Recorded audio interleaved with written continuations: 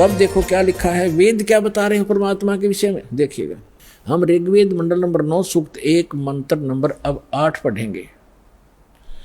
उस पुरुष माने परमात्मा को उग्र गतियां यानी भयंकर स्थिति प्रेरणा करती हैं और भासमान शरीर को यानी सुंदर शरीर को वह पुरुष वह परमात्मा प्राप्त होता है।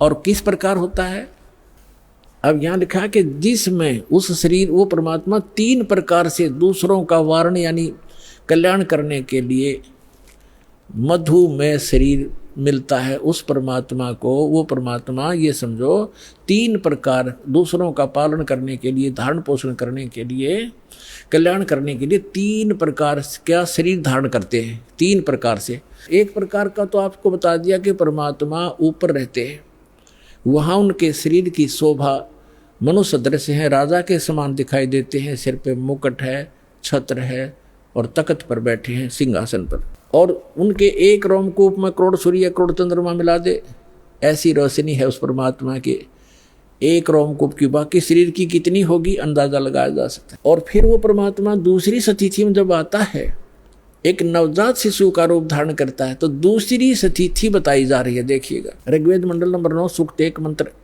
अब 9 पढ़ेंगे हम, ये 9वां है।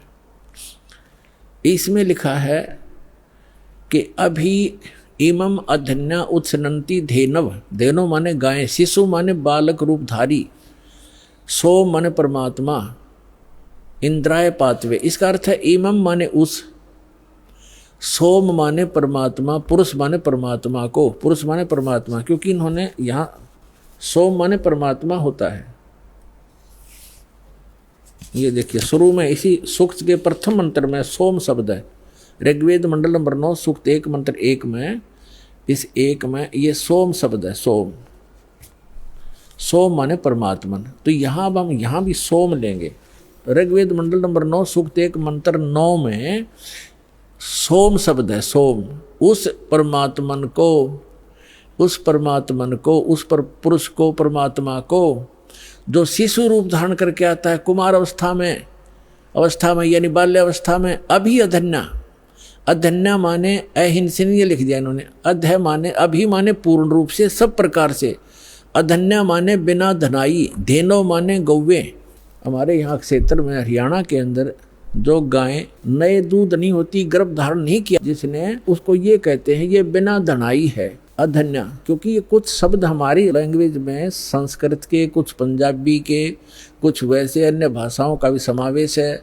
जैसे अब इंग्लिश वर्ड भी गढ़े हो गए शब्द हमारी भाषा में, ऐसे पहले से हमारे कुछ शब्द मिले हुए हैं भाषा में। तो हम अधन्या माने बिना धनाई, अभी अधन्या पूर्ण रूप से यानी कंवारी, धेनो माने गौवे। उस परमात्मा की जो शिशु रूप धारण करके जब आता है, उनके परवरिश की लीला कंवारी गायों के द्वारा होती है, ये वेद बताते हैं।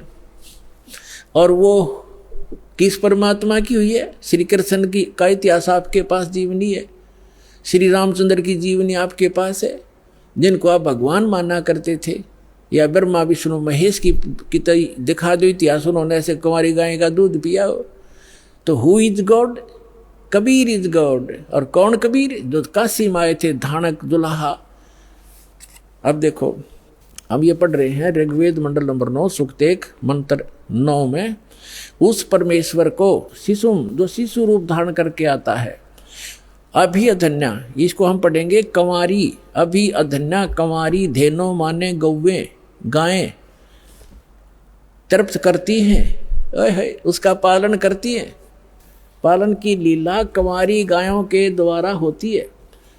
और ये किस परमात्मा की हुई? कबीर गौड की। आपको कबीर सागर से प्रमाणित कर दिया था।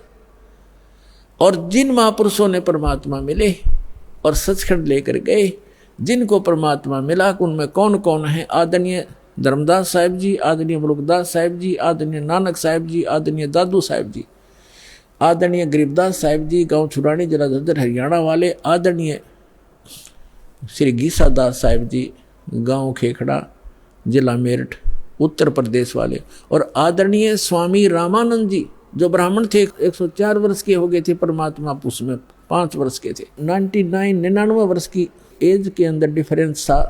कबीर साहब 4 वर्ष की लीला में शरीर में थे जब शिशु रूप धारण करके प्रकट हुए थे, और 104 वर्ष के उस विद्वान पुरुष के छक्के छुड़ा दिए परमात्मा ने ज्ञान के अंदर। तब उसने कहा था कि मैं जब मानूंगा, मैं अंदर समाधि लगाता हूँ, मैं समाधि में आपके दर्शन कर लूँ। तो परमात्मा ने समाधि लगवाई उसकी, फिर लेके गए ऊपर सचखंड में। वो वहाँ देखा वास्तविक एक काल ने धोखा देने के लिए यहाँ पर स्वर्ग बना रखे और यहाँ की 4 मुक्तियां बता रखी हैं। चारों मुक्ति का भी समय सीमित है।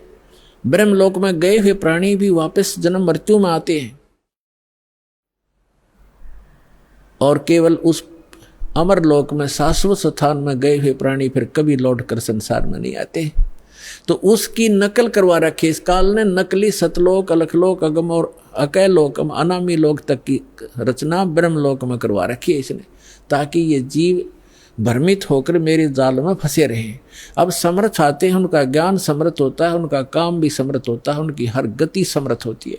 तो उस परमात्मा का ज्ञान अनमोल है, उसमें कोई त्रुटि नहीं है, और उनकी जो भक्ति विधि वो भी कंप्लीट है। और साधक भी यदि श्रद्धा से करेगा तो वो भी पूर्ण लाभ प्राप्त कर सकता है।